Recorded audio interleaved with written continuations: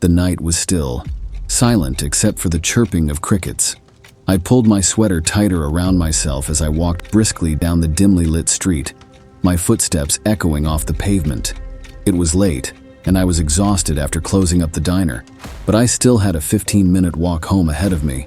As I neared the end of Main Street, the street lights grew further apart, casting long shadows across the road. I felt the hairs on the back of my neck stand up, and I paused, looking around. There was no one else in sight, just empty shops with their lights turned off for the night. Still, I couldn't shake the uneasy feeling that I was being watched. I quickened my pace, my shoulders tensed. The sound of my own breathing and hurried footsteps put me further on edge. As I turned onto Birch Street, I heard a scraping noise behind me. I whirled around, my heart pounding, but saw only darkness. "You're being paranoid," I told myself, turning back around. Probably just a stray cat in the alley. Still, I walked even faster, almost at a jog now, my flats slapping against the pavement. I just had to make it 6 more blocks to my apartment building. I would be safe there, behind a locked door. I was halfway down Birch Street when the street lamps suddenly flickered out, plunging the entire block into darkness. I froze, my breath catching in my throat. The crickets fell silent, and all I could hear was the frantic pounding of my heart.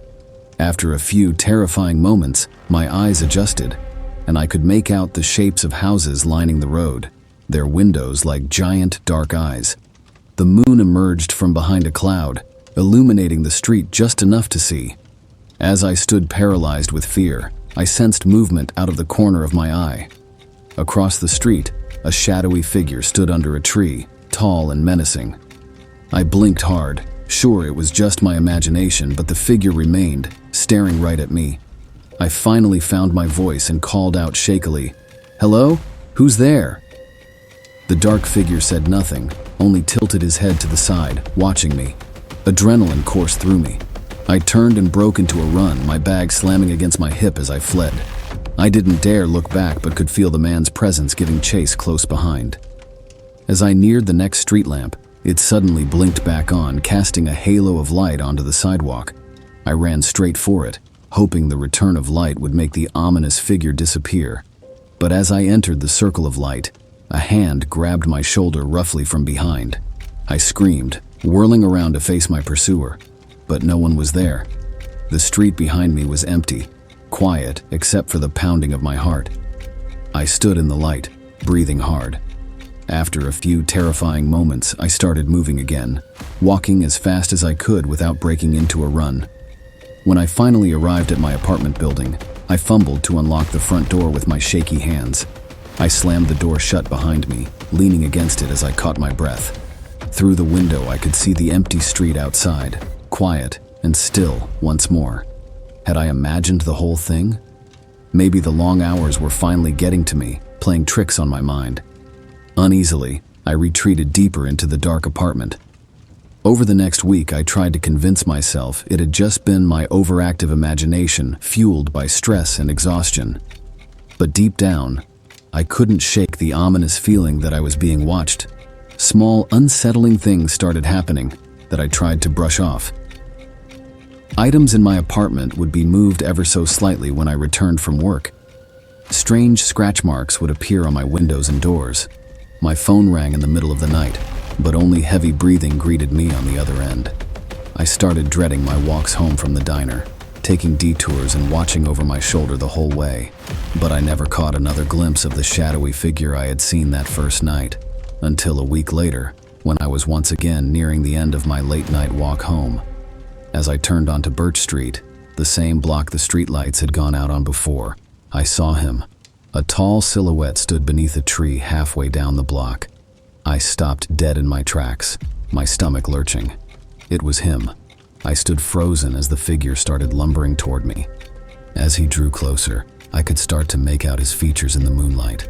He was well over 6 feet, clad in a black trench coat that skimmed the ground. But it was his face that made my blood turn to ice. His skin was unnaturally pale, practically glowing in the dark, and his eyes were sunken back into his gaunt face. They seemed to be fixed on me in a cold, predatory gaze. I finally found the strength to move, turning and staggering back the way I'd come, towards the lights and sounds of Main Street. I had only gone a few feet when I heard him break out into a run behind me.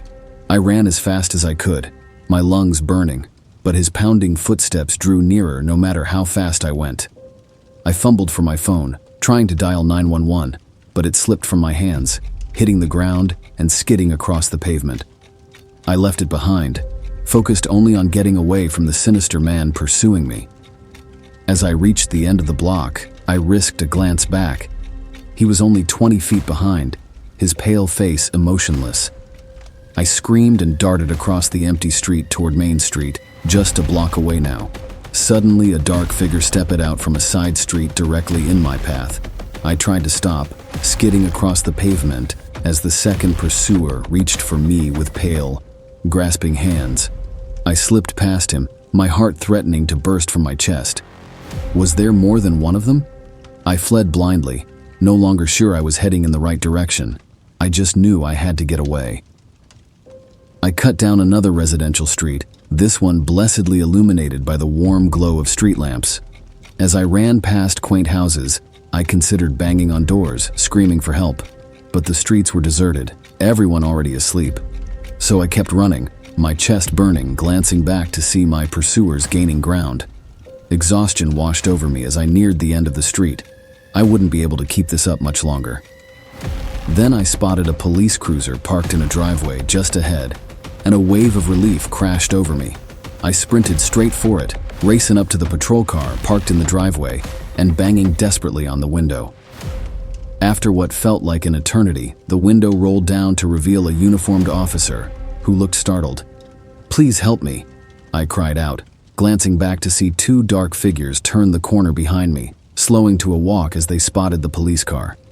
"There are men chasing me, trying to hurt me." The officer's eyes narrowed as he took in the men, still lurking halfway down the block. He opened the car door and stepped out, his hand resting on his holstered gun. "Stay behind me," he ordered as he started striding purposefully toward my pursuers.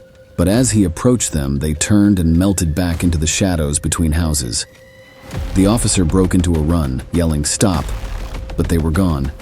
He hurried back to me. "Did you get a good look at them?"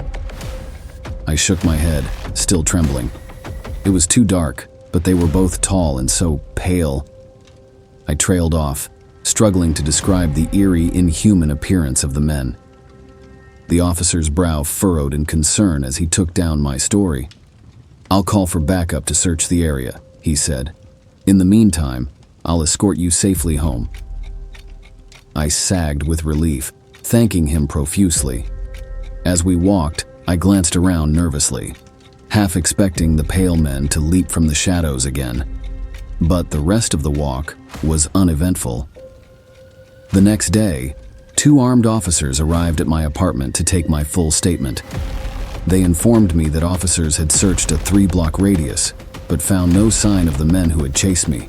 Still, they vowed to patrol the area more frequently at night. Over the next 2 weeks, I only left my apartment when absolutely necessary. I jumped at every little sound, no longer feeling safe even in my own home. I kept picturing the men's cold, inhuman eyes staring at me through the darkness. But just as I finally started to feel the worst was behind me, I began receiving threatening notes slid under my door. At first, they were innocuous, just reading, "I'm watching you." But they escalated quickly to, "You can't hide from me." Then finally, "I'm coming for you." Terrified, I turned the notes over to the police along with the unsettling gifts that began arriving. Dead flowers, photographs of me going about my daily business, taken from afar. But once again, they had no leads. I hardly slept anymore, and I called in sick to work several days in a row, afraid to leave my apartment. Late one night, as I tossed and turned, I heard the floorboards outside my bedroom creak. My blood turned to ice. Someone was in my apartment. Paralyzed by fear, I remained still, listening. More creaking and then silence. I slowly sat up, my heart threatening to pound out of my chest. Grabbing the baseball bat I now kept by my bed, I crept toward the door. The hall outside was dark and still. Gripping the bat, I flipped on the light. Empty. But as I turned to go back into my room, a tall, ominous figure stepped out from the living room. I screamed, raising the bat, but was grabbed from behind by a second dark form. I struggled with all my might, managing to swing the bat back, hitting one of them with a crack. He released me with an angry snarl and I broke free, stumbling into the kitchen. I looked around frantically for anything I could use to defend myself. Grabbing a cast iron skillet, I brandished it with trembling hands. The two pale men advanced slowly, spreading out to block any escape. "We warned you," one rasped, his voice like nails on a chalkboard. "Now you're ours." With a burst of adrenaline-fueled courage, I swung the heavy skillet in front of me. "Come any closer and I'll stop you," I yelled, hoping my defiance masked my terror. The men glanced at each other, considering. After a tense moment, the first one shrugged. "We have time," he grated. "We'll come back for you." With that, they silently slipped out the front door into the darkness. I slammed and locked it behind them, my entire body trembling, and called the police once more. But I knew it was only a matter of time before they returned. These monsters had haunted me for weeks, and I now realized they would never let me go. I had two choices: continue living in fear, or stand my ground.